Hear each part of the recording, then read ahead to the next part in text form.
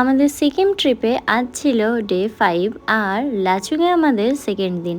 আর second দিনের site সিনে ছিল 0 পয়েন্ট আর তার সাথে ইয়ামথাং ভ্যালি। তো সকাল সকাল ব্রেকফাস্ট করে রেডি হয়ে এদিকে বেরিয়ে পড়েছি।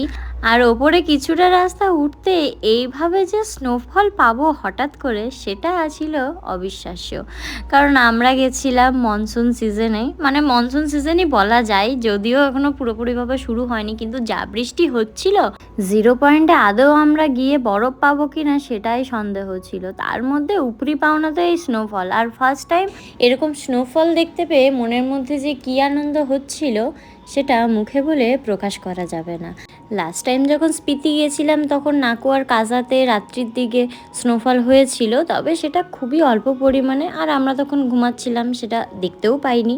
তো যাই হোক, এবারে সিকিম ট্রিপে আসার আগে আমি ভেবেই রেখেছিলাম যদি 0 পয়েন্টে বরফ পাই তাহলে শাড়ি পরবো, কিন্তু এখানে এত বৃষ্টি হচ্ছে দেখে বরফের আশা তো ছেড়েই দিয়েছিলাম। তবে সাথে করে শাড়িটা কিন্তু আমি নিয়ে এসেছিলাম।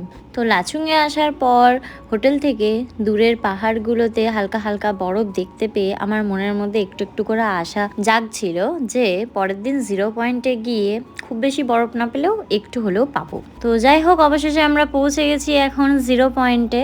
ওয়েদারটা তো এমনি খারাপ হয়েই ছিল, তারপর আবার এখানে পৌঁছানোর মাত্রই আরও ওয়েদারটা খারাপ হয়, সাথে স্নোফলটাও বাড়তে শুরু হয়। আর এই স্নোফল এনজয় করব কি, মনে হচ্ছে কেউ বড় বড় বরফগুলো ভেঙে মুখের মধ্যে ছুটছে আর মুখে পাওয়ার সাথে সাথে সেই জায়গাটা চিড়ে যাচ্ছে। এতক্ষণ গাড়ি থেকে দেখছিলাম তো, তাই বেশ ভালো লাগছিল। নামবার সাথে সাথে সবারকার অবস্থা খারাপ। আর দেখতে পাচ্ছ বরফগুলো কতটা দূরে সরে গেছে।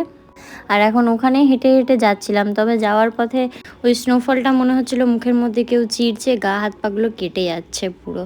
তো তারপর আমরা ডিসাইড করলাম যে না, এখন যাব না, একটু স্নোফলটা কমুক, ওয়েদারটা একটু ঠিক হোক, তারপর যাব। প্রায় আধ ঘন্টা পৌনে 1 ঘন্টা আমরা গাড়িতেই বসেছিলাম, কিন্তু কমার তো কোনো চান্সই নেই, উল্টে ওয়েদারটা মনে হচ্ছে আরও খারাপ হচ্ছে। তাই কতক্ষণ আর বসে থাকবো, গাড়ি থেকে বেরিয়ে পড়লাম ওই বরফগুলোর কাছে যাওয়ার জন্য।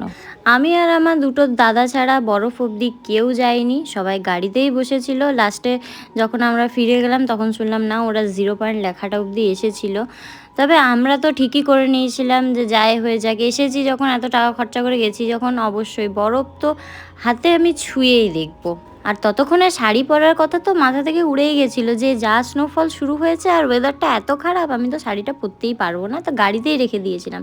তো পরে যখন ডিসাইড করলাম যে এত টাকা খরচা করে যখন এসেছি, এই 0 পয়েন্ট পর্যন্ত যখন এসেছি, তো বরফ অবধি গিয়েই ছাড়বো, সে যাই হয়ে যাক।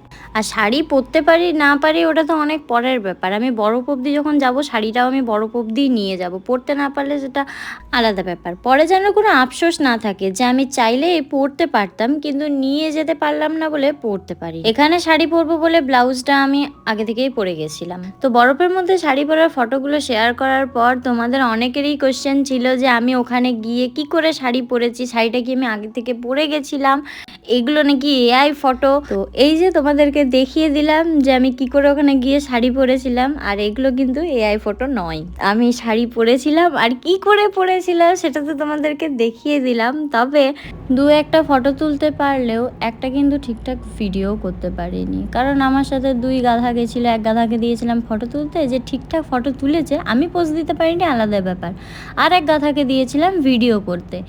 আর সে যখন আমাকে দেখিয়েছে তখন ভিডিওটা অন করেনি, আর যখন অন করেছে তখন আমাকে দেখা যায়নি। তাহলে গাধা বলবো না তো কি বলবো বলো? যাই হোক, যা হয়ে গেছে হয়ে গেছে, সেটা নিয়ে আর ভেবে লাভ নেই।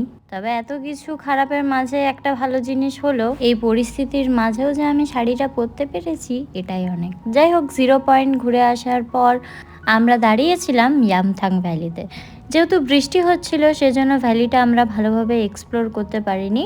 এক্সপ্লোর তো দূরের কথা, আমরা নিচ পর্যন্ত যেতেই পারিনি, ওই রাস্তার ওপর থেকেই দেখলাম, 2 মিনিটের জন্য দাঁড়িয়েছিলাম, তারপরে আবার গাড়িতে উঠে গেলাম। এত হাওয়া দিচ্ছিল, এত ঠান্ডা হাওয়া, তার মধ্যে আবার বৃষ্টি, মানে যাচ্ছে তাই একটা ওয়েদার।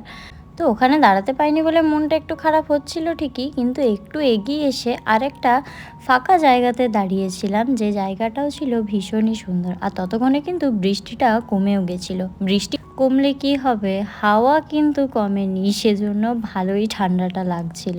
তো তো এখানে বেশ কিছুক্ষণই দাঁড়িয়েছিলাম, কিন্তু হাওয়ার জন্য দাঁড়াতে পারছিলাম না, আবার তার মধ্যে আবার টিপ টিপ করে বৃষ্টি শুরু হয়ে গেছিলো। তাই ভাবলাম আর বেশিক্ষণ দাঁড়িয়ে থেকে লাভ নেই, একেবারে ফিরে যাই হোটেলে। তো হোটেলে ফেরার পর দুপুরবেলায় খাওয়া দাওয়া করে ভিডিওটা এখানেই শেষ করলাম।